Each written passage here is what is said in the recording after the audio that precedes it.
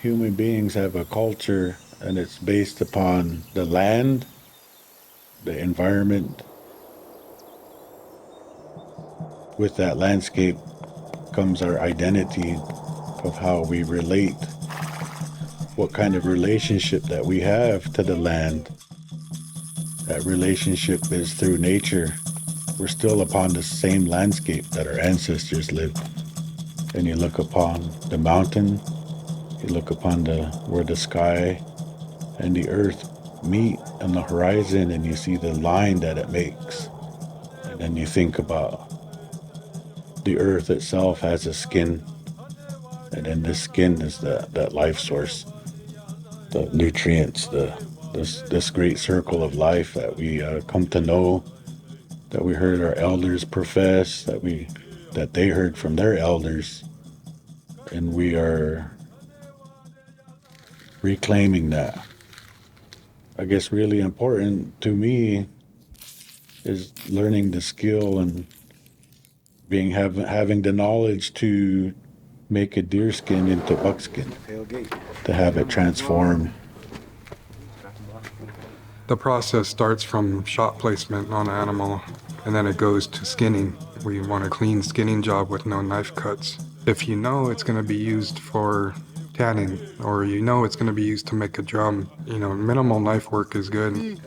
After you skin it, you flesh it, and you just use your fingers and your fists to pull the meat and the membrane to separate it from the hide itself.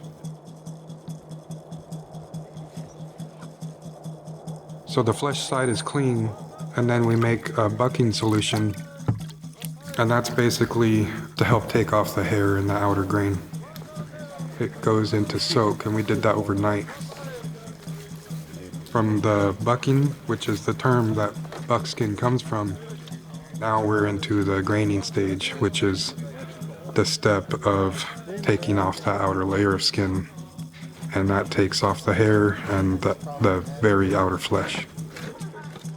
I guess I would like to say, for those who really want to know, that are hungry to learn about it, to not be afraid to ask a question to those that might know or those that know.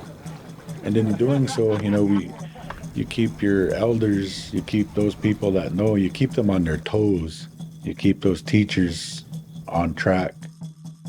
You want the hide a little bit dried out, but not crispy, and it'll just soak up that braining solution. The proteins that are in the brain, that's also in eggs and various oils and soaps. It's the key ingredient that turns it from rawhide to tanned hide. The aminos bond to the fibers of the skin. As you work it and it dries, it becomes soft. Once you went through all those processes and you got it to where it's finished white buckskin hide, then you would get it ready to smoke.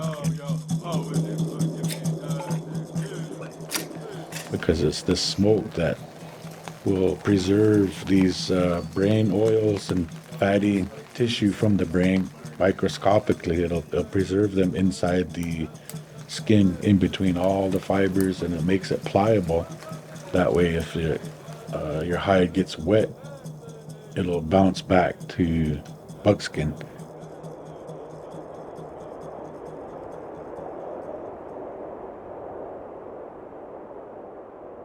We feel it's important to be resourceful, with that animal giving his life to us, That also means using the hides and reclaiming that technique and that process to help us identify with who we are.